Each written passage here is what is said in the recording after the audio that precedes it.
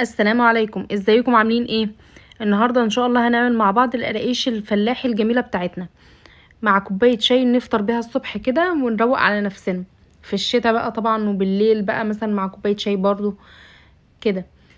إيه شايفين بقى القراقيش؟ انا ماسكه واحده وشايفينها من بره مقرمشه ازاي، ومن جوه مفرغه وطريه جدا وتحفه. لو اول مره تدخل القناه ما تنساش تعمل اشتراك وتفعل الجرس عشان تتابع كل جديد. تعالوا بقى نشوف المقادير وان شاء الله تعجبكم.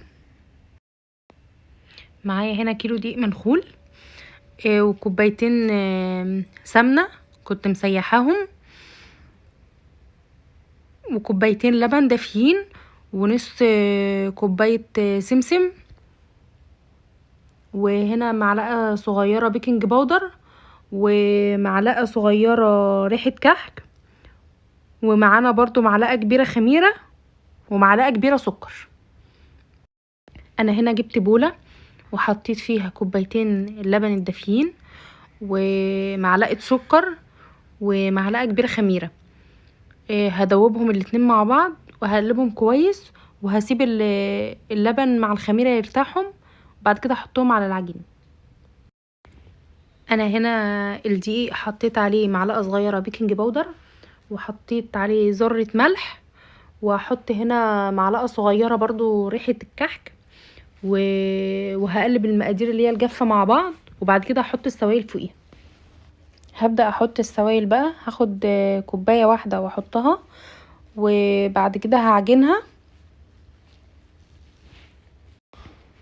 انا هنا بعد ما حطيت كوبايه السمنه، انا هنا هحط الكوبايه التانية وهعجنها.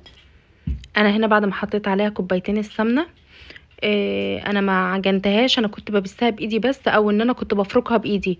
انا ما كنتش عايزه اعجنها، هي بس القراقيش او الكحك او الحاجات اللي زي دي بتتبس بالايد بس مش اكتر.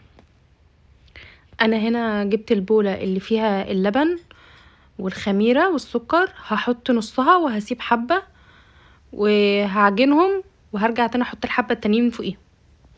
انا هنا خلاص حطيت اللبن كله، هعجنها وبعدين هسيبها تخمر شويه، هروح اغطيها.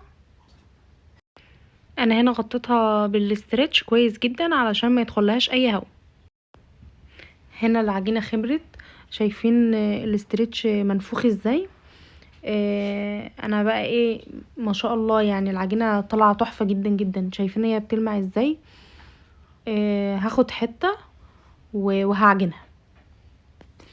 انا هنا خدت حته زي ما انتم شايفين، وهبدا الفها وهفردها حلو، يبقى السمك العجينه مش تخين قوي.